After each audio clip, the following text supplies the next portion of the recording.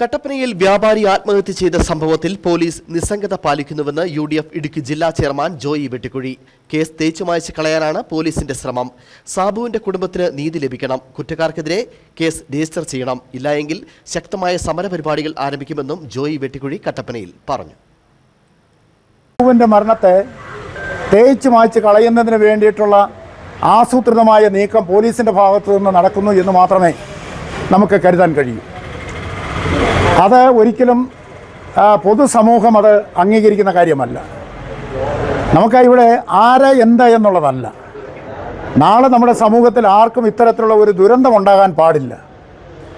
അതുകൊണ്ട് അതിന് കാരണക്കാരായിട്ടുള്ള ആളുകൾ ആരെങ്കിലും ഉണ്ടെങ്കിൽ അവർക്കെതിരെ നടപടിയെടുക്കാനായിട്ട് അതിന് പോലീസ് തയ്യാറാവണ്ടേ.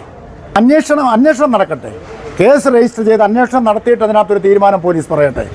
അത് കേസിന് രജിസ്റ്റർ ചെയ്യുകയില്ല, അന്വേഷണം നടത്തുകയില്ല. അതൊന്നുമില്ലാതെ ഒരു നിഗമനത്തിൽ അവരെത്തുന്നു എന്ന് പറയുന്നത് അത് ആരെയൊക്കെ സംരക്ഷിക്കാൻ വേണ്ടിയിട്ട് പോലീസ് നടത്തുന്ന ബോധപൂർവമായ നീക്കമായി മാത്രമേ നമുക്കത് കരുതാൻ കഴിയുള്ളൂ.